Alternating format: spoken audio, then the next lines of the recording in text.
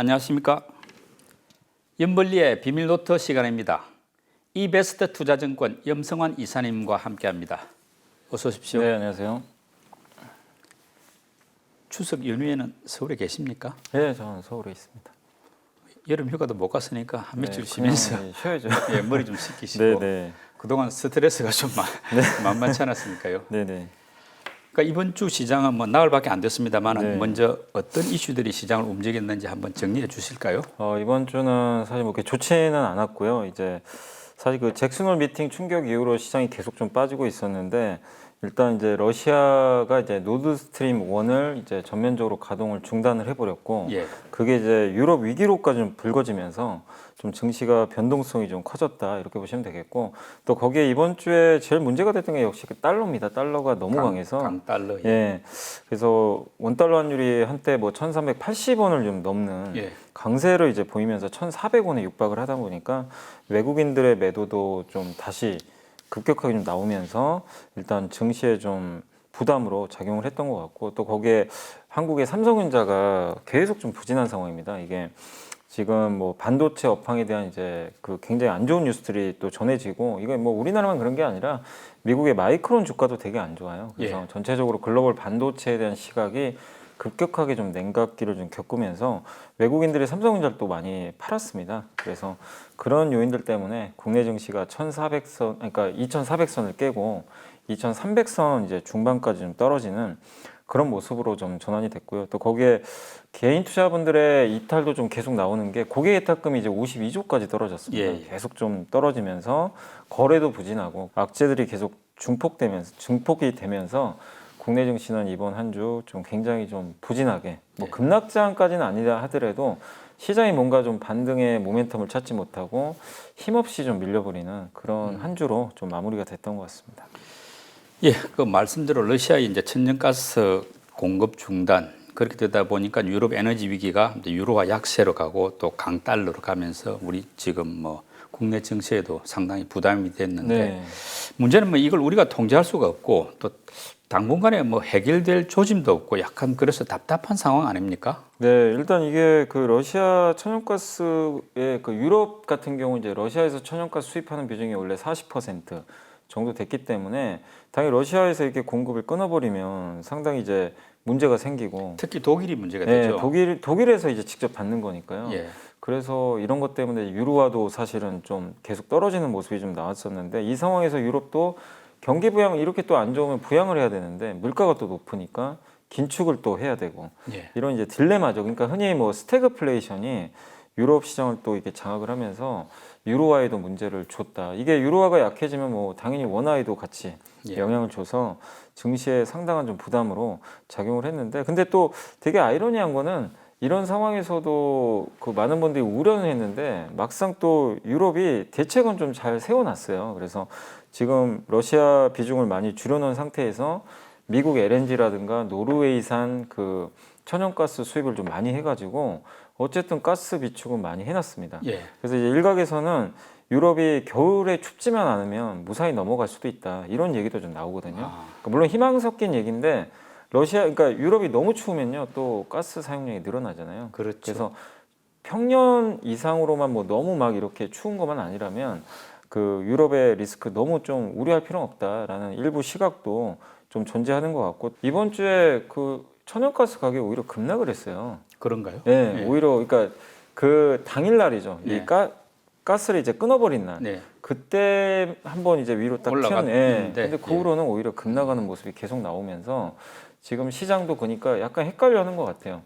분명히 위기는 맞는 것 같은데 유럽이 하는 걸 보면 좀 대책은 돼 있구나. 예. 그러니까 완전히 무방비 상태는 아니구나. 그래서 천연가스 가격이 좀 안정적으로 바뀌고 있기 때문에 이런 걸 봤을 때 증시에 뭐 정말 무한정으로 좀 악재로 보기는 좀 어려울 것 같고 다만 달러가 좀 진정이 돼야 되는데 예. 아직은 그게 좀 안 보였잖아요. 그래서 유럽의 에너지 문제는 좀 두고 볼 문제지만 이 킹달러 현상이 실제로 좀 꺾이는지 이 부분에 대해서는 우리가 시간을 갖고 조금 더 지켜는 좀 봐야 되지 않을까 싶습니다. 네. 근데 국제 유가 같은 경우는 오펙 플러스 회의에서 감산 결정을 했는데도 약간 오히려 하향 안정세더라고요. 네. 이게 그나마 다행일 수 있는데 이게 좀 중장기적으로도 큰 문제가 없을까요? 그러니까 유가는 지금 사실 120달러 찍고 나서 계속 지금 떨어지고 있거든요.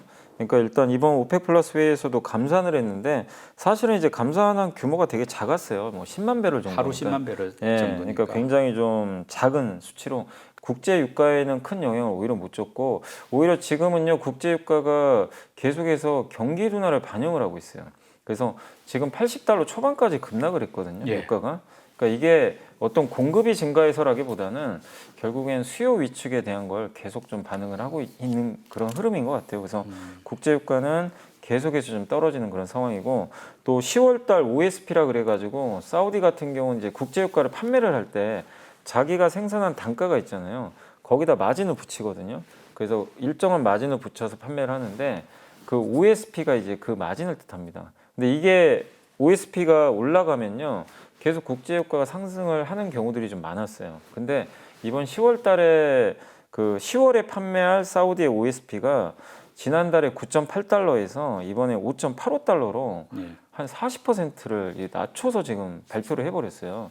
그러니까 그만큼 지금 사우디 입장에서도 어떻게 보면 이제 그 유가에 대해서는 좀 이렇게 높게 본다기보다는 이걸 낮췄다는 얘기는 유가 하락에도 좀 대비를 하는 모습도 좀 나오는 것 같아요. 그래서 이런 전반적인 것들이 원유 시장에 좀 부정적으로 작용을 하면서 국제 유가는 사실 많은 분들이 다시 올라가는 거 아니냐 이런 우려를 했는데 오히려 80달러 초반까지 급격하게 좀 떨어지고 있는 그런 현상으로 지금 가고 있는 것 같습니다. 뭐 원달러 환율이 1,300원까지 이제 뚫어버린 상황인데 지금 그러다 보니까 이제 이런 추세를 보면 뭐 1,400원도 그냥 갈 수 있겠다 이런 네. 이제 뭐 전망이 나오지 않습니까? 근데 이게 1,400원 이상으로 이렇게 막 환율이 높아질 경우에 뭐 경제도 문제가 됩니다만 우리 국내 증시가 버틸 수 있겠습니까? 외국인들이 일단 빠질 것 같아서 걱정되는데요. 그러니까 증시가 버티긴 쉽지 않죠. 왜냐하면 아무래도 원화가 강해야만 시장이 좋았거든요. 예. 그동안 보면 또 그래서 1,400원 넘어가면 증시가 계속 하락할 수밖에 없죠, 사실은. 그래서 이번 주에도 환율 오르면서 증시가 좀 빠졌었잖아요. 예. 예, 주중에. 그래서 환율이 1,400원 넘어가면 당연히 증시엔 부정적이다. 이렇게 보여질 수밖에 좀 없는 것 같고 사실 외국인들이 지금 지난 2달간 주식을 좀 많이 사줬거든요. 거의 예. 6조 원 가까이 샀는데 일단 이번 주 들어와서 많이 또 팔아버렸어요. 이제 그 배경은 결국엔 이런 강한 달러에 있지 않나 이렇게 보여지고 근데 결국엔 이제 달러 강세의 원인이 뭐냐가 중요한 것 같아요. 그러니까 근데 일단은 이제 우리가 살펴봐야 될 거는 우리나라에 문제가 있는 건가 아니면 외부 변수인가 예. 이걸 명확히 나눠봐야 되는데 모든 통화 가치가 달러보다 다 약합니다. 지금 뭐 엔화, 유로와 위안화, 원화까지. 그러니까 한국만의 문제는 아닌 것 같아요. 그러니까 달러가 너무 뭐 강하다 보니까 다른 나라의 통화들이 좀 약한 건데 특히 그 중에 가장 중요한 건 유로화라고 다들 얘기들 하시더라고요. 예. 전문가분들이. 그래서 유로화가 좀 강해져야 되는데 결국 유로화가 강해지려면 유럽의 에너지 문제가 어쨌든 이건 해결이 된다. 이런 시그널이 좀 나와야 되거든요. 근데 예. 아직도 뭐 사실은 어떻게 될지 모르잖아요. 뭐 이 푸틴 대통령이 또 이게 키를 쥐고 있고 또 그리고 에너지 장관 회의도 이제 열릴 텐데 어쨌든 유럽의 에너지 문제가 이거 더 악하면 안 된다라는 시그널이 확실히 나오면 유로화는 올라갈 수 있어요, 사실은. 근데 그것 때문에 유로화가 꺾인 거잖아요, 사실. 지금 유로화 가치는 사실은 실제 지금까지의 그 어떤 평균에 비하면 많이 지금 추락해 굉장히 있는 상황에 추락해 있죠. 있으니까 네. 약간 회복할 조짐 내는 네. 뭐 분위기는 형성돼 있는데 이제 그런 계기가 안 오는 안 거죠. 보이는 거죠. 근데 이제 저는 그렇게 좀 유로화가 그래도 좀 강세로 갈 수 있다라고 좀 보는 이유 중에 하나가 독일이잖아요, 사실. 좀 예. 독일이 제일 문제인데 독일이 사실 지금 전기요금이 너무 올라가다 보니까 결국 전기요금 올라가면 생산이 안 되거든요. 예. 예, 그래서 이제 독일 경제가 안 좋아지면 당연히 이건 유로화에 영향을 주는 거죠. 프랑스도 사실은 이게 원래 프랑스가 원전 강국이에요. 그래서 웬만한 전력을 다 원전으로 돌리는데 이게 그 가뭄 때문에 그 고온 현상 때문에 냉각수가 뜨거워져 가지고 가동이 중단된 데가 좀 많나 봐요. 그런 것들은 시간이 지나면 이제 가동이 되거든요. 정상적으로. 예. 그러면 이제 적어도 가을 되면 또 날씨는 선선해지니까 그렇게 보면 이 프랑스가 독일 쪽으로 이제 이 원전 가동이 정상화되면요. 독일 쪽으로 전력을 줄 수가 있어요. 네. 예. 그러면은 당연히 에너지 리스크가 점점 이제 모르겠습니다. 겨울은 제가 모르겠는데 가을로 갈수록 좀 지금보다 완화될 수가 있거든요, 충분히. 그럼 그게 유로화에 반영이 되면 네. 좋을 수 있는데, 근데 시장에서는 러시아 문제가 또 어떤 식으로 불똥이 튈지 모르니까, 예. 그러니까 경계도 있고 기대도 있는데, 근데 달러는 너무 강하고, 그래서 지금 시장은 계속 좀 충돌을 하고 있는 게 아닌가 이렇게 좀 보고 있습니다. 보면 시장은 이제 긍정적인 기대는 제대로 반영 안 하고 네. 이제 우려되는 어떤 요소는 적극적으로 반영하고 하면 그런 것 이런 같아요. 약간 속성이 있는 것 같습니다. 예, 지금 이게 시장이 약세장일 때는 안 좋은 것만 반영하는 네. 그러니까 그런 속성이 계속해서 좀 이어지고 있는 것 같아요. 이제 외국인 수급을 보면은 8월 달에는 상당히 좋았던 편인데 이제 그 잭소홀 미팅 이후 9월 오면서 상당히 나빠진 것 같거든요. 네. 지금 앞으로 여러 가지 변수들 감안할 때 전망 어떻습니까? 일단 외국인 수급은 확실히 지금 잭슨홀 미팅 이후로는 좀 안 좋아졌고요. 그 전까지 외국인이 한 8월까지는 2달 동안 6조를 샀는데 7, 8월. 예, 예.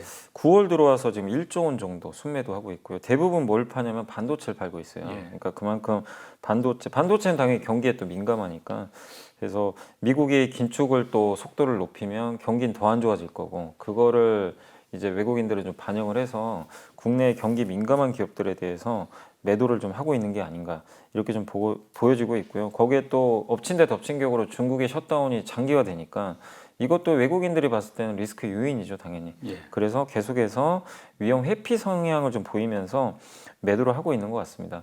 근데 이제 외국인들이 보는 가장 큰 이제 줄기 중에 하나가 지난 7월, 8월에 그럼 주식을 왜 샀을까? 많이 빠진 것도 있는데 물가 피크아웃 기대감이 그때 되게 커졌잖아요, 갑자기. 그러면서 주식을 좀 사들어 갔거든요. 그러니까 결국엔 저는 제가 봤을 때는 물가에 대한 것만 좀 계속 꺾이는 모습들만 더 확인이 돼준다면 외국인들의 매도가 예전처럼 뭐 그러면 다시 또 지금 2년 동안 62조를 팔았는데 또 급격하게 매도할 것 같지는 않아요. 근데 지금은 연준 의장의 이제 발언이라든가 이런 셧다운 문제들이 좀 커지면서 매도를 하고 있지만 13일 날 이제 미국의 소비자 물가 발표되잖아요. 근데 예. 브레이너드 연준 의사가 물가가 완화되는 시그널들은 분명히 나온다라고 또 언급을 해줬거든요. 네. 근데 그런 것들이 만약에 데이터로 실제로 확인되면 외국인들의 또 시각은 바뀔 수도 있습니다. 또 20일 날 FMC까지 있으니까 예. 그래서 지금 매도는 당분간은 좀 나올 수밖에 없는 것 같아요. 이런 좀 리스크들 때문에 그렇지만 물가가 꺾이는 시그널만 좀 확실히 보여주면 네. 저는 외국인들은 뭐 매수까지는 모르겠지만 매도 규모를 늘리지 않고 그래도 어느 정도는 좀 유지하는 모습이 나오지 않을까 해서 외국인 수급은 CPI에 좀 달려 있다. 예. 좀 그렇게 생각은 하고 있습니다. 다음 주 미국의 8월 소비자 물가 CPI가 얼마나 나오느냐 네, 이게 그게 좀 외국인 핵심이 될 것 수급하고도 바로 관련이 네, 있겠네요. 네. 예. 좀 시계를 넓혀가지고 최근 한 달 사이에 외국인들이 많이 사들인 종목들 어떤 것이었는지 한번 살펴봐 주시죠. 네, 일단 이제 첫 번째가 LG 에너지 솔루션을 6,819억 정도 매수를 했고요.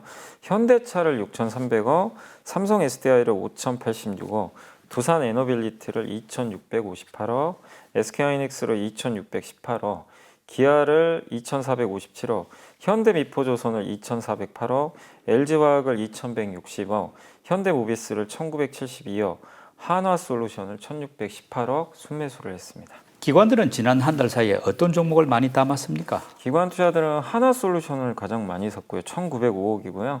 고려아연을 1,439억, LG전자를 1,347억, 두산 에너빌리티를 1,309억, SK텔레콤을 1,107억, S오일을 963억, 현대건설을 907억, 하나금융지주를 873억, CS윈드를 840억, 삼성엔지니어링을 653억 정도 순매수했습니다. 우리 지난 한 달 동안 개인들이 많이 매수한 종목도 한번 챙겨봐 주시죠. 네, 삼성전자를 2.1조 원 정도 매수를 했고요. 많이 샀네요. 네, 여전히 많이 샀고 카카오뱅크를 3,250억, 네이버를 3,155억, SK하이닉스를 2,612억, LG이노텍을 1,617억, 두산에너빌리티를 1,582억, HMM을 1,554억, OCI를 1,427억, 삼성전자 우선주를 1,357억, 한국전력을 1,309억 순매수를 했습니다. 우리 개인들 보면 여전히 삼성전자 많이 담고 있는데 지금 업황이 부진한 걸 감안하면은 이 괜찮은지 걱정도 설득됩니다. 이게 뭐 워낙 안 좋다 보니까 삼성전자가 참 이게 주주도 많고 예. 또 매주 사잖아요. 사실 많이 사시고 한 달 동안 2조를 또 넘게 사셨는데 저도 좀 개인적으로 좀 주가가 좀 회복됐으면 좋겠지만 계속 안 좋은 뉴스밖에 없어요. 특히 이제 메모리에 대해서도 지금 시각이 안 좋아지고 있고 가격은 반도체 가격은 연일 떨어지고 그러니까 좋은 뉴스가 아예 찾아보기가 힘들 정도로 그냥 악재가 계속 중첩되는데 그러다 보니까 가격은 싸졌습니다. 사실 가격은 되게 이제 낮은 위치. 네. PBR 기준으로 한 1.1배면 거의 역사적 그 바닥이거든요, 사실. 이게 분위기 반전이 나와야 되잖아요. 근데 그게 안 보이거든요, 아직까지는. 그렇다고 네. 뭐 파운드리가 당장 뭐 좋은 것도 아니고. 예. 그래서 악재가 계속 중첩되면서 일단 주가는 빠지고 있는데 근데 개인 투자분들은 또 이런 것 같아요. 과거의 학습 효과를 보면 삼성전자 이렇게 계속 안 좋을 때 결국 사서 시간과 함께하면 네. 결국 승리했던 경우들이 많이 있었어요. 사실 과거에도. 지금 개인들은 약간 장기 투자를 예. 각오하고 들어온다고 봐야 되겠네요. 사실 뭐 뉴스 봐도 삼성전자에 대한 좋은 뉴스는 거의 찾아보기 힘들죠. 예. 그래서 단기적으로 상승을 기대하고 사신 분은 별로 없는 것 같고 뭐 어차피 내년 내후년 보고 이 PBR 1.1배에서 샀을 때 실패한 경우는 없었다. 이게 또 많이 알려져 있다 보니까 저점 매수를 하는데 만약에 그런 이유 때문에 사셨다면 결국 뭐 시간하고 함께하는 게 예. 가장 뭐 지금은 좋은 전략이 될 것 같습니다. 지난 한 달 사이에 많이 오른 업종도 한번 챙겨봐 주시죠. 피팅 업종이 19.21% 급등했고요. 피팅이라면 이게 피팅이 이제 그 LNG에 들어간 LNG 선박이나 이런 데 들어간 그 파이프라인 연결할 때 예. 파이프라인이 이렇게 휘어지거든요. 이렇게 네. 연결할 때. 중간에 예, 연결 중간에 연결 관이 이음새라고 해요. 90도로 네, 맞습니다. 휘어질다는 거. 그걸 이제 흔히 용어로 피팅. 그 이라고 피팅은 뭐 곳곳에 쓰이니까 골프에도 쓰이고. 네, 맞습니다. 19.21% 올랐고 네옴시티 관련주 이제 건설 쪽이죠. 대형이나 뭐 중소형. 그래서 이쪽 네옴시티 관련주가 17% 올랐고요.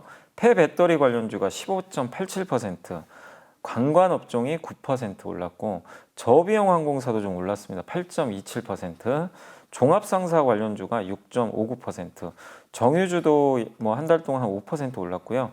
2차 전지 전체 섹터가 2.44%, 타이어 업종이 요즘에 분위기 좋습니다. 2.35% 올랐고 또 카지노 업종도 이제 일본 이쪽 그 무비자가 좀 더 예. 연장이 되면서 2.18% 정도 상승을 했습니다. 지금 상승한 업종들 가운데서 좀 상승세가 당분간 더 지속될 수 있겠다. 뭐 적어도 잘 버틸 수 있겠다. 약세장에서 이렇게 좀 보는 분야는 어느 쪽입니까? 대부분의 여기 있는 관련주들이 일단 모멘텀들이 좀 좋았거든요. 근데 대부분 그 유가 상승 수혜주가 좀 많아요. 예. 최근에 유가가 좀 많이 떨어져서 유가 상승에 기반한 업체들은 조금 주가는 좀 부진할 것 같고 뭐 종합 상사, 예. 정유 뭐 이런 쪽이겠네. 이런 쪽은 조금 부진할 것 같고요. 반면에 지금 이제 여기서 유가라든가 이제 원자재 가격 떨어지면서 수혜를 받는 업종이 타이어입니다. 네. 타이어 같은 경우 고무 가격 영향을 좀 받거든요. 근데 고무 가격이 좀 최근에 떨어지고 있어요. 거기다 운송비가 떨어집니다. 운임지수. 그래서 타이어는 조금 더 강세 흐름이 이어질 것 같고 그리고 자동차 생산도 좀 정상화되잖아요. 예. 그게 호재고 그럼 카지노 쪽도 좀 좋을 것 같아요. 왜냐하면 지금 일본인 입국객이 급격히 늘고 있다고 합니다. 네. 10월 말까지 한시적이지만 무비자거든요. 비자도 없어지고 PCR 검사도 지금 네, 없어졌죠. 면제가 됐습니다. 예. 이제 입국할 때 이런 요인들 때문에 근데 뭐 카지노나 이런 게 워낙 장기가 안 좋았잖아요, 주가가. 그래서 타이어하고 카지노 쪽은 뭐 앞으로 구조적 성장은 아니에요. 구조적 성장은 아니지만 정말 최악을 지나서 이제 터닝을 하고 있기 때문에 이런 업종들은 이번 달에도 좀 좋은 주가 흐름이 나오지 않을까 이렇게 예상하고 있습니다. 예. 예, 이번에는 염 이사님이 선정한 이번 주에 보고서 듣는 차례인데요. 어떤 내용 준비해 오셨습니까? 네, 이게 오랜만에 이제 건강기능식품 보고서가 나와서 한번 소개를 해드리겠습니다. DS투자증권의 장지혜 연구원님이시고 잘 먹고 잘 사는 투자라는 이제 제목이고요.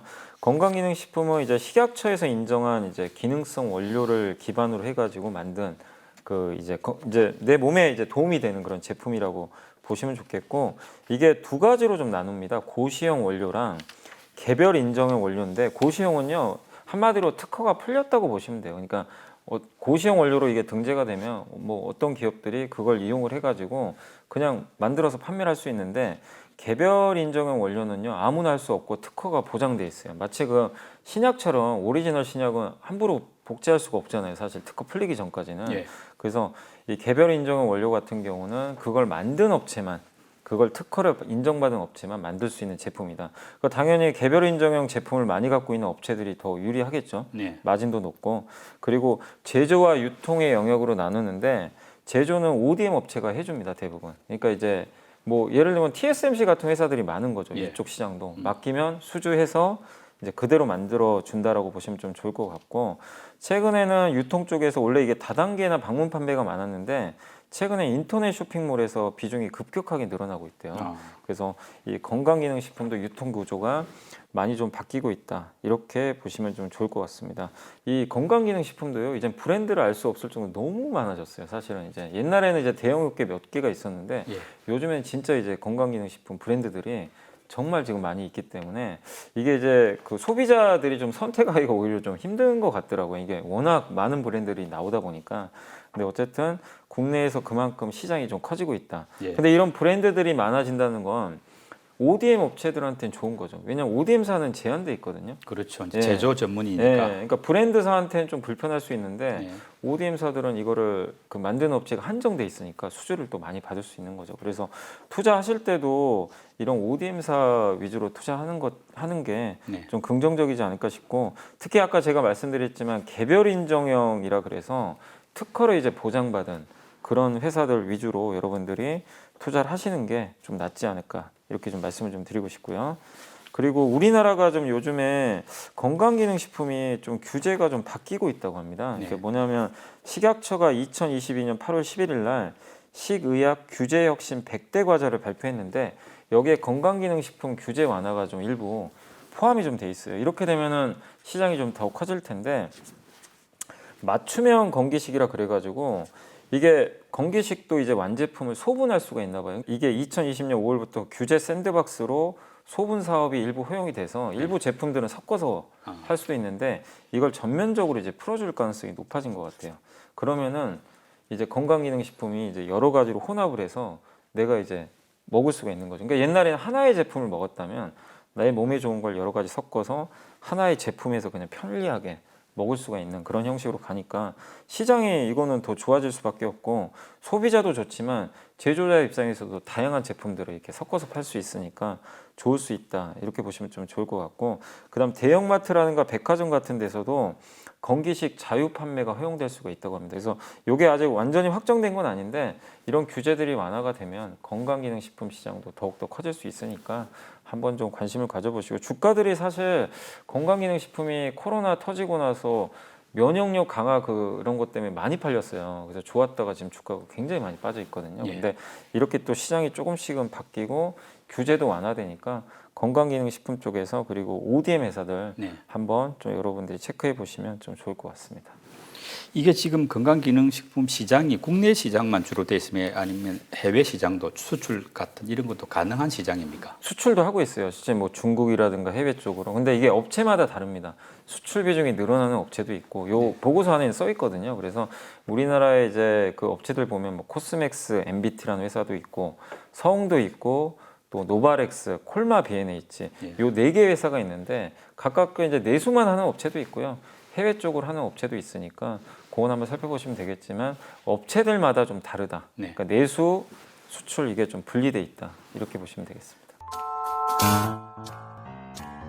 SK도 그렇고 삼성도 미국에 진출하기로 했잖아요. 했는데 이제 규모가 좀 차이가 있는 거죠. 아. LG가 가장 예. 또 많고,